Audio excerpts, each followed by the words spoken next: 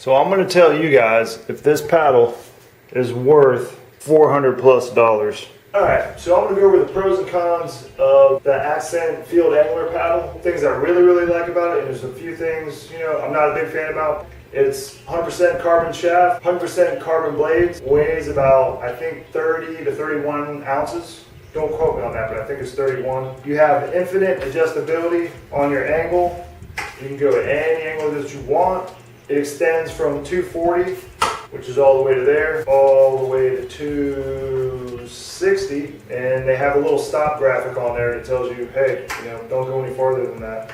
The one thing I really like about it, there is absolutely no flex in the shaft, there's no flex in the blade, you don't have any of that. And another nice thing is also when you go to adjust the paddle, if I'm pulling around standing up, it's nice to be able to, if I want to get a deeper pull, I can adjust the paddle up to 200 and whatever, 260. If you're in tight quarters, let's say you're in like mangroves and you can't get a full paddle, just take the paddle apart, and I just use one part of the paddle is the canoe paddle. Quarters, you get really tight little, little paddle strokes. So another thing I wanted to touch on, which I almost forgot to mention, actually two other things, is if you get moisture on this shaft and inside the tube, it can get kind of tricky to get a really good seal on the two pieces. Is you just put it together, and what I do is you kind of have to twist it back and forth, and you'll feel it'll get tighter and tighter. The resistance will get stronger and stronger eventually, where you just can't turn it back and forth anymore, and it'll just lock in place. One of the older paddles I had, the blades weren't carbon fiber.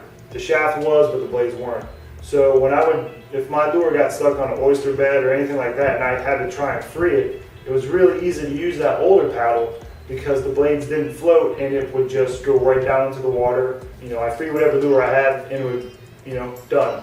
With this paddle, since you got carbon fiber blades, the minute you put it in, it wants to shoot right back out. So it's a little harder, to get out there and finesse the paddle and hold your rod and do all that stuff and get your lure free, because like I said, the paddle just wants to shoot right back out of the water. So it's a little bit harder for me from what I was used to. Two of the cons.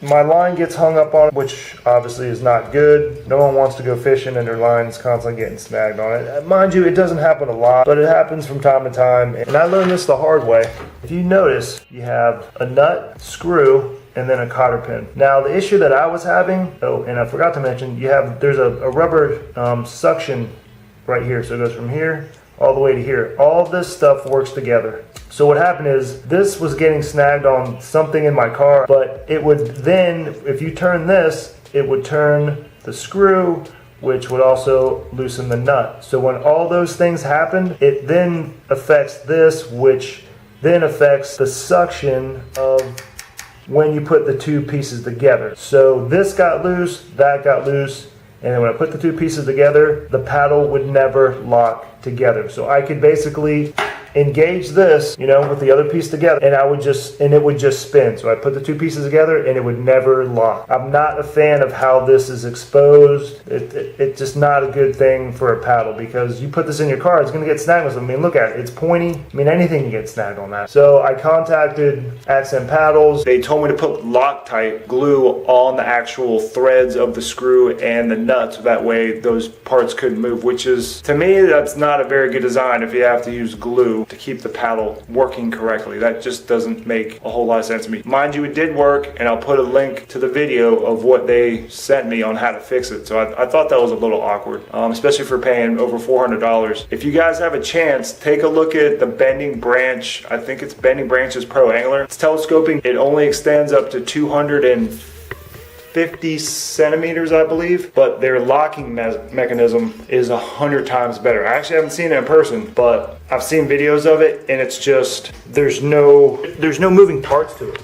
So I'm looking back at the editing on how I edited it, and I just want to make it clear that I'm not trying to go on a rant about how bad the paddle is. It's an excellent paddle. I just wanted to point out, in case someone is interested in buying the paddle in the future, that they're just aware of how they designed it and what they can do to solve the problem.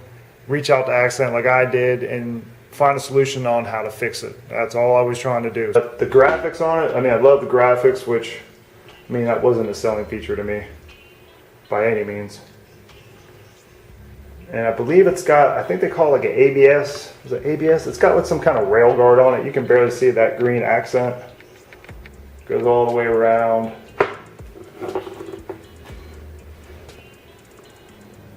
You know, it's scratched up pretty good, but and then you got the dimensions on it.